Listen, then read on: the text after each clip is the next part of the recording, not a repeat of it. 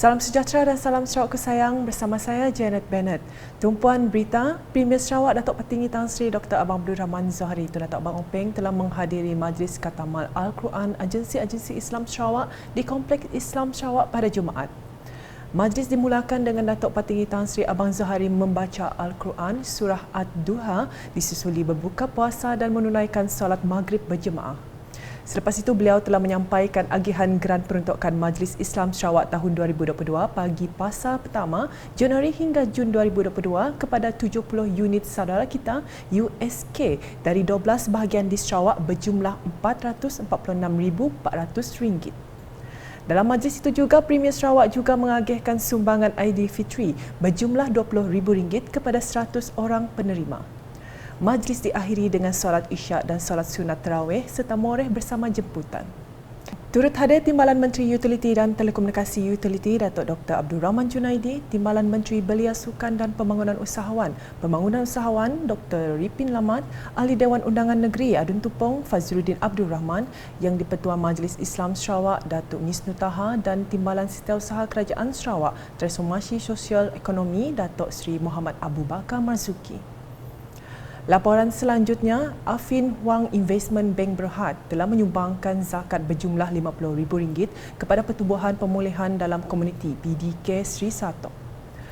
Penyerahan telah diberikan oleh pengurusi interim Affin Hwang Investment Bank Datuk Nur Azian Sahari kepada isteri Premier Sarawak Puan Sri Datuk Amar Jumaani Tun Tuanku Bujang dalam satu majlis di Pusat Kebajikan Datuk Amar Hajah Jumaani pada Jumaat.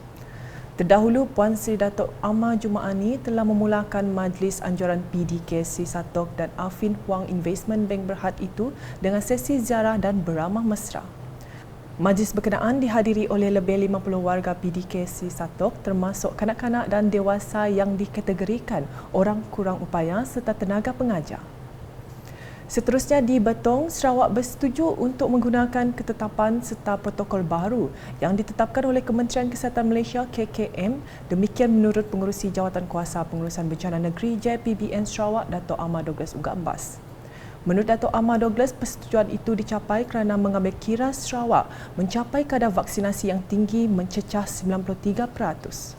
Selain itu, katanya pemberian dos penggalak kedua bagi golongan berisiko juga telah dimulakan di Sarawak untuk melindungi rakyat di negeri ini. Sehubungan itu, Timbalan Premier Sarawak itu menjelaskan banyak peraturan-peraturan dan prosedur operasi standard SOP yang ketat akan diberi kelonggaran bermula 1 Mei ini. Ini termasuk kebenaran untuk rentas daerah dan penganjuran semula program-program yang dahulunya dihalang. Berucap dalam program Ziarah Ukas Komuniti Semarak Ramadan 2022 di Masjid Darul Shifa, Sepauh pada Jumaat, Datuk Ahmad Douglas merakamkan penghargaannya kepada Kerajaan Sarawak di bawah pimpinan Premier Sarawak Datuk Petinggi Tan Sri Dr. Abang Abdul Rahman Zohari Tun Datuk Abang Openg kerana sokongan padunya terhadap usaha dilaksanakan oleh JPBN Sarawak selama ini. Katanya kejayaan Sarawak menurunkan jumlah kes COVID-19 adalah hasil kerjasama erat diberikan oleh rakyat negeri ini yang turut sama dalam memerangi wabak berkenaan. Dalam pada itu, Datuk Ahmad Douglas menegaskan menjadi tanggungjawabnya untuk membawa kemajuan dan pembangunan khususnya di kawasan Sepauh selepas mandat besar diberikan rakyat di situ kepada Gabungan Parti Sarawak GPS pada pilihan raya negeri Sarawak yang lepas. Selain itu, katanya satu jawatan kuasa akan ditubuhkan untuk mempertingkatkan pencapaian dan merancang pendekatan agar lebih ramai anak-anak Sepauh menjadi bijak pandai. Terdahulu, Datuk Ahmad Douglas yang juga Ahli Dewan Undangan Negeri Bukit Saban telah mengadakan lawatan ke perusahaan ladang benih Green World Genetics Sdn Bhd GWG Debak Station. Syarikat tersebut merupakan organisasi berasaskan penyelidikan dan pembangunan berpangkalan di Kuala Lumpur yang mengkhususkan dalam pembiakan, pengeluaran dan pemasaran benih-benih hybrid berkualiti tinggi. Difahamkan Jabatan Pertanian Negeri Sarawak telah menandatangani memorandum persefahaman MOU dengan syarikat berkenaan pada bulan September tahun 2020 dan seterusnya menyaksikan pewujudan GWG Debak Station. Usaha tersebut dimulakan dengan pengeluaran biji benih hybrid tanaman padi dan kini melakukan penyelidikan dan pembangunan yang sama ke atas tanaman jagung dan tanaman betik. Projek ini sentiasa menjadi perhatian Datuk Ahmad Douglas di mana beliau telah melakukan lawatan secara berkala untuk mengetahui perkembangan semasa berkaitan biji benih pelbagai tanaman yang dihasilkan di situ. Selanjutnya, mengenai Unit Komunikasi dan Penerangan Sarawak UKAS telah menganjurkan satu majlis berbuka puasa bersama dengan kaki tangan UKAS dan media di Hotel Grand Margarita, Kuching pada Jumaat. Hadir menyempurnakan majlis berkenaan adalah Timbalan Menteri di Jabatan Premier Sarawak Hal Ehwal Komunikasi, Penerangan dan UKAS, Dato' Abdullah Saidul. Majlis tersebut turut dihadiri Pengarah UKAS Samad Junai, Pengerusi Persatuan Wartawan Bahagian Kuching KDJA Roni Teo dan Timbalan Presiden Persekutuan Persatuan Wartawan Sarawak FSJA Jacqueline Radoy David. Dalam majlis itu juga, Dato' Abdullah telah meluluskan peruntukan berjumlah RM5,000 untuk ekspedisi media Kuching 20.0 yang akan diadakan pada 18 hingga 20 Julai depan di Sabah.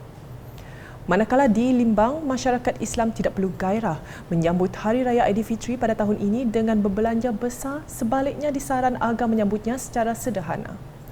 Timbalan Menteri Pembangunan Luar Bandar Malaysia, Datuk Hasbi Habibullah berkata, pada sambutan Hari Raya Aidilfitri 2 tahun lepas, umat Islam menyambutnya bersama keluarga sahaja dan tidak perlu berbelanja lebih disebabkan pandemik COVID-19. 2 tahun sudah terbukti. Indah ada biasa siap petani merayakannya. Alhamdulillah, tidak ada orang menganut petani. Bibiran ni kita pun. Jadi bukan apa-apa. Tidak ada orang melarang petani belanja. Asal petani belanja, jangan sampai membazir, jangan petani belanja sampai menyusahkan petani sendiri, jangan petani berhabis-habis, padahal orang ingau pun indah. Beliau berkata demikian semasa berucap mewakili Timbalan Premier Sarawak Dato' Amar Awang Tengah Ali Hassan dalam majlis penyampaian sumbangan Hari Raya di Masjid Jannatul Firdaus bahagian Limbang pada Selasa. Beliau yang juga ahli Parlimen Limbang meminta masyarakat Limbang yang mempunyai keluarga di negara Brunei Darussalam untuk bersabar dahulu kerana pintu sempadan masih ditutup. Ketika ini, pintu sempadan Malaysia Brunei masih ditutup. Ekoran ketegasan kerajaan Brunei menjaga dan memelihara keselamatan rakyatnya daripada penularan COVID-19. Keduanya lagi bercerita pasal petani di Limbangan inilah. Sedikit sabarkan saja ya, Brunei yang beri lalu apa ni. Apa jualah. Petani Limbangan ni macam bilik di hotel, 2 pintu. Bilik bersambung. Pintu petani berbuka, ada lagi sebuting pintu. Alung berbuka, indah juga dapat lalu. Jadi apa jualah. Pintu sana tu orang lain megang kuncinya. Pintu petani sendiri buka kuncinya.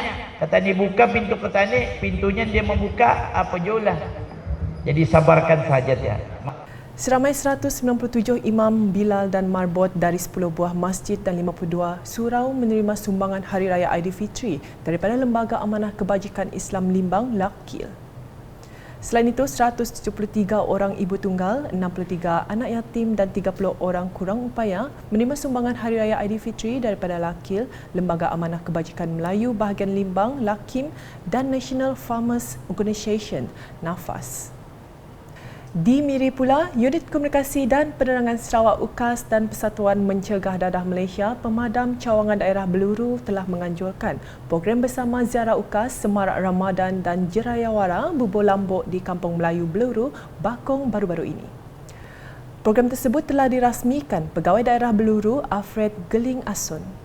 Pengisian program ialah membuka kaunter pendaftaran bagi ahli baru pemadam dan seterusnya mengedarkan bubur lambuk kepada penduduk di sekitar Kampung Melayu Beluru. Sementara itu, UKAS pula menyerahkan barangan ziarah UKAS Semarak Ramadan kepada golongan asnaf di kampung berkenaan. Selepas itu diadakan majlis berbuka puasa di Dewan Kampung Melayu Beluru yang dihadiri oleh Ketua-Ketua Jabatan, Ketua Masyarakat dan Ketua Kaum KMKK, Ahli Jawatan Kuasa Masjid Al-Munir serta Ahli Jawatan Kuasa Kemajuan dan Keselamatan Kampung JKKK Kampung Melayu Beluru, Bakong. Ke perkembangan berikut, prosedur operasi standard SOP Bazar Gawai yang disediakan oleh Kementerian Kesihatan Awam, Perumahan dan Kerajaan Tempatan Sarawak pada 23 Mac lepas adalah terbatal serta-merta. Ia setelah keputusan Jawatankuasa Pengurusan Bencana Negeri JPBN Sarawak mengenai penggunaan protokol baharu yang ditetapkan oleh Kementerian Kesihatan Malaysia berkuat kuasa mulai 1 Mei ini.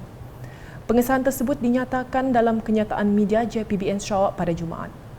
Sambungan itu, penganjuran aktiviti termasuk yang melibatkan persembahan dan acara di atas pentas adalah tertakluk kepada syarat-syarat baharu yang ditetapkan oleh pihak berkuasa tempatan. Walau bagaimanapun, aktiviti perarakan sempena sambutan perayaan tradisional adalah tidak dibenarkan.